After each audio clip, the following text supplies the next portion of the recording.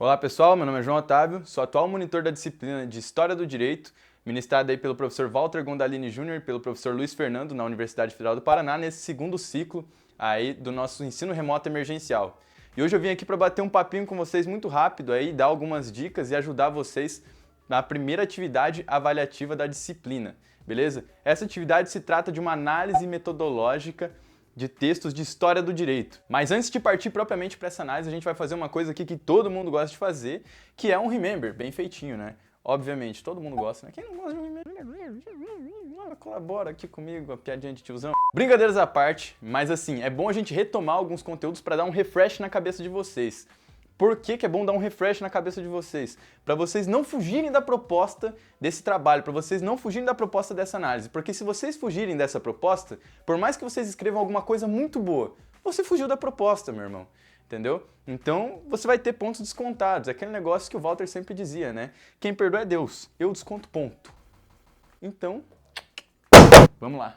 Então aqui nessa introdução breve a gente vai retomar um pouquinho dos conceitos que o Walter explicou na primeira aula. Ele explicou um pouquinho sobre história e história do direito como ciência, como saber científico e, portanto, relativamente autônomo. Toda ciência, todo saber científico tem o quê, gente? Um objeto de estudos e um método de abordagem do objeto. Um método que você utiliza para abordar esse objeto. Esquecendo um pouquinho o método e focando mais no objeto, a gente tem que a história, como área do saber científico, ela integra o gênero das ciências humanas, tá bom, gente?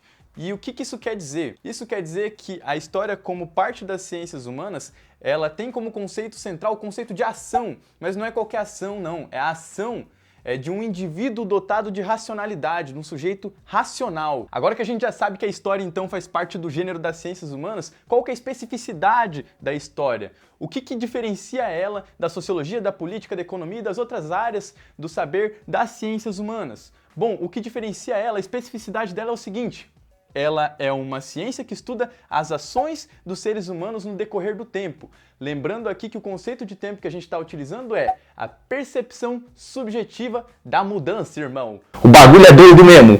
Outro conceito também que é importante a gente retomar aqui, apesar da minha brincadeirinha aqui, é o seguinte, gente.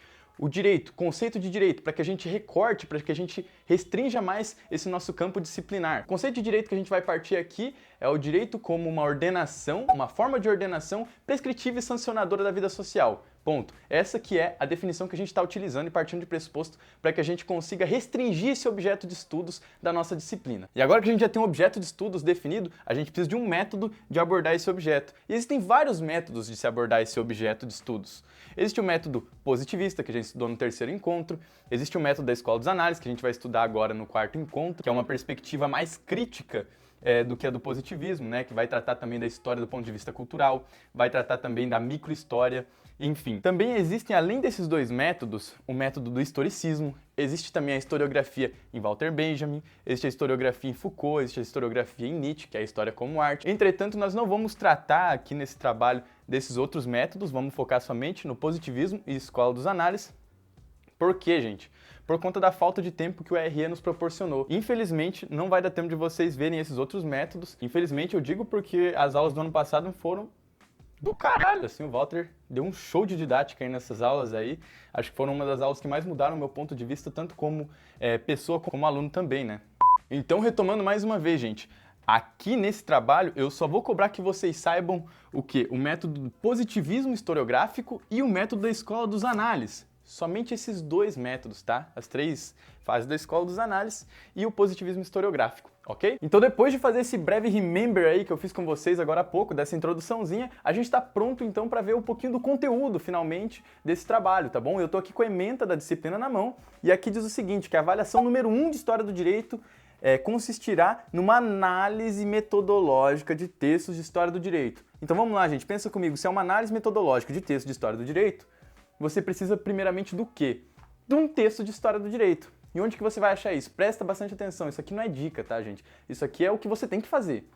Pega um manual de alguma disciplina dogmática, tem que ser disciplina dogmática, tá? Aquelas disciplinas como, por exemplo, direito civil, o direito empresarial, direito penal, direito constitucional, enfim. E aí você vai abrir nas primeiras páginas desse manual.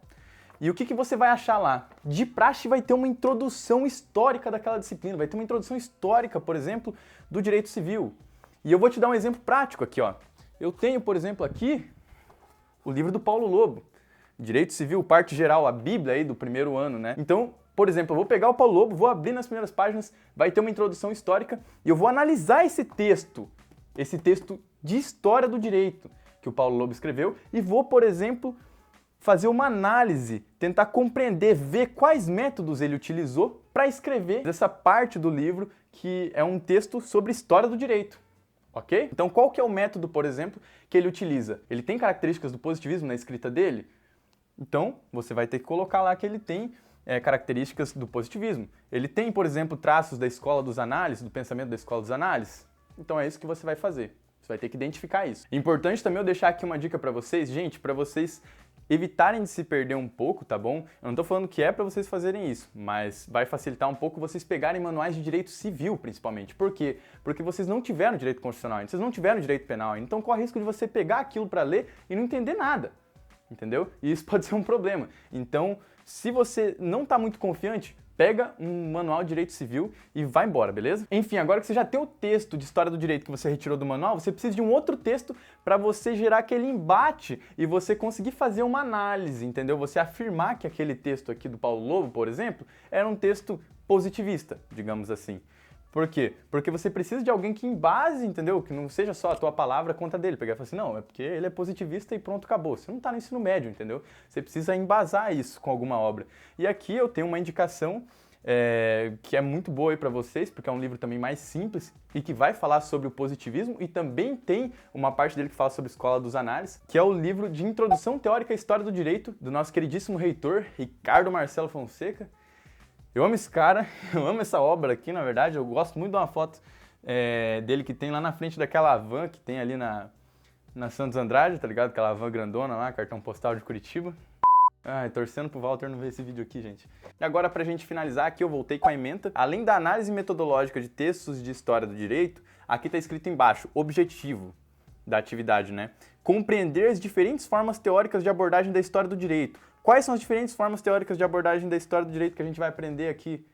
Já disse anteriormente, positivismo e escola dos análises. Essas são as duas formas aí que você vai ter que ter o domínio nesse trabalho, tá bom? E depois vai ter o seguinte, e desenvolver uma perspectiva crítica de análise metodológica de textos historiográficos.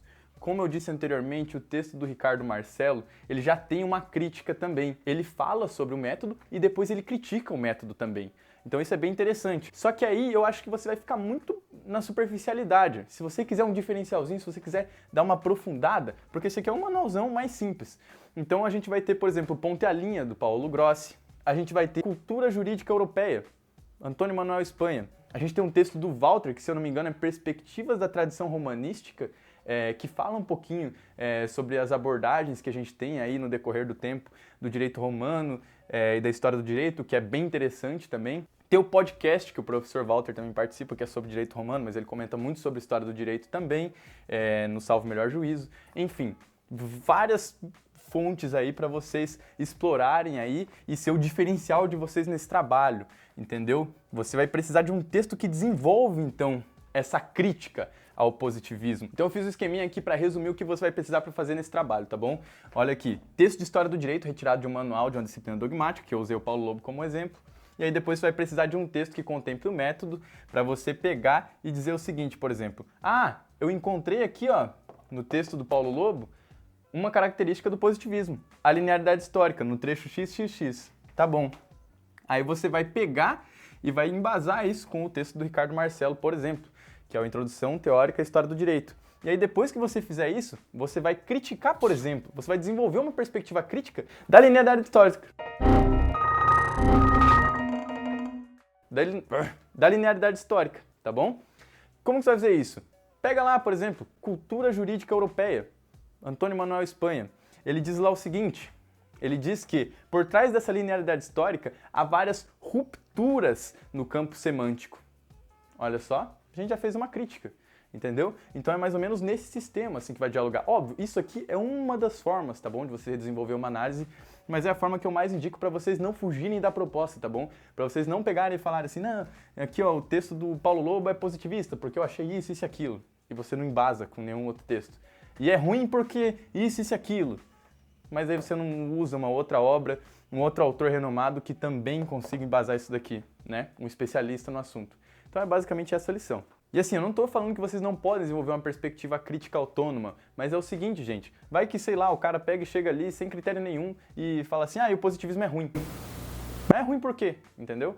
O cara não desenvolve isso, ele deixa de uma forma muito vaga. Ou pega e fala assim, ele é ruim porque ele não consegue compreender a história do jeito que ela é. Aí você fica assim, mano, que é isso? Gente, tive que parar aqui o vídeo porque eu simplesmente não tava entendendo nenhum exemplo que eu tava dando ali. Na hora parecia que tava fazendo super sentido, mas depois eu vi que não tava fazendo nenhum sentido, não tava entendendo isso daí que eu tava ouvindo. Então eu acho que na verdade o que eu tava querendo dizer é pra você não colocar achismos no seu trabalho, e sim coisas que tenham algum embasamento científico, que tenham alguma referência bibliográfica, ok? Então segue o baile. Entendeu? Então é bom você embasar sempre pra você não correr esse risco, tá bom? Agora que a gente já falou sobre o conteúdo desse trabalho, vamos falar um pouquinho da forma dele, tá bom? Bom, a forma desse teu trabalho, preferencialmente, deve contemplar as regras da ABNT, tá bom? Não é obrigatório, mas é bom que vocês façam isso para evitar confusões na hora da correção, tá bom? Então aqui não tem segredo, gente. A fonte é a Arial ou a Times New Roman tamanho 12, o espaçamento entre linhas 1,5, tá bom? O recuo à esquerda e superior 3 cm, direita e inferior 2 cm, não precisa de paginação, não necessita de capa, tá bom? Você pode fazer se você quiser, mas não necessita. Pode deixar somente um cabeçalho ali com o seu nome, GRR, disciplinas, informações básicas, tá bom? O básico do básico mesmo. E acho que é isso. E aqui nesse segundo item, recomenda-se que você utilize de 2 a 4 páginas para fazer essa análise, tá bom? Isso aqui não é obrigatório, tá bom, gente? Como o professor Walter disse, tem análise que fica bom com 1 página, tem análise que fica bom com 10 páginas. Então não é porque fez 1 que é pouco, não é porque fez 10 que é muito, tá bom? Mas de 2 a 4 páginas, dando um spoilerzinho para vocês, foi o melhor feedback que se teve aí nos últimos trabalhos aí do último ciclo do ERE, ou seja, os trabalhos que alcançaram as maiores notas tendiam a ter de 2 a 4 páginas, então considera-se esse o ideal, né? Terceiro ponto aqui da gente, referências bibliográficas. Isso aqui é obrigatório, tá bom, gente? Parece óbvio isso que eu tô falando, mas eventualmente se tiver alguém um pouco perdido na disciplina, que não tem problema nenhum, tá bom? Tem que colocar as referências bibliográficas no final do texto para eu saber se você realmente embasou aquele seu trabalho. E provavelmente as obras que vocês vão utilizar, eu já li, o Walter já deve ter lido várias vezes, né? E quase que por último aqui, mas não menos importante, as advertências aí, dicas que eu posso dar para vocês não ramelarem no trabalho, tá bom? Gente, é só ficar ligeiro e não ramelar, que senão o corretor te passa a perna e você roda aí, eu não quero isso para ninguém. Não vai acontecer isso com ninguém, tá bom? A correção acho que vai ser mais de leve, então é só prestar atenção nesses pontos aqui e não vacilar, beleza? Seguinte, como já disse o Walter na última aula, 98% das obras vão ser positivistas, ou seja, vão utilizar de métodos historiográficos positivistas. E isso é um reflexo um pouco da herança que nós temos do bacharelismo jurídico e também da tardia tradução de manuais bons aí, ou de obras de história do direito boas e críticas, né, que trazem uma perspectiva mais ampla da história do direito e da importância também da historiografia na história do direito, tá bom? Terceiro e último advice, esse aqui parece que é o mais besta de todos, mas assim, por incrível que pareça, cara, muita gente cometeu esse erro. E na verdade não é besta não, pensando bem assim, não é besta. Mas é que às vezes a gente não para pensar muito bem nisso. E é muita informação no nosso primeiro ano, a gente não entende nada do direito, a gente caiu de paraquedas no curso. E é o seguinte, gente, pera aí que eu vou escrever aqui pra ficar mais fácil pra você. Haha, tá aqui ó, beleza. Pelo amor de Deus, não confundam juspositivismo ou positivismo jurídico com o positivismo histórico, tá bom? São duas coisas diferentes. Não tem como eu resumir toda essa matéria aqui, mas eu vou tentar explicar brevemente. Juspositivismo é aquilo que vocês estudaram lá em teoria do direito, tá bom? O juspositivismo se baseia em 2 axiomas teóricos, basicamente, tá bom? Que é a negação do direito natural e a não necessária conexão entre direito e moral. Isso é o positivismo jurídico, juspositivismo, de uma forma bem resumida. Que deveria dar cadeia. E o positivismo histórico, muito resumidamente, ele é uma das formas de você abordar o objeto de estudo da história como saber científico. E é uma das formas que tem como, por exemplo, características somente levar em considerações fontes estatais e oficiais, como fontes historiográficas. Ele também tem como característica a linearidade cronológica. Ele também tem como característica alguns pontos de evolucionismo na história. Ele também tem como característica a exterioridade da realidade. Ele tem como característica várias coisas, tá bom?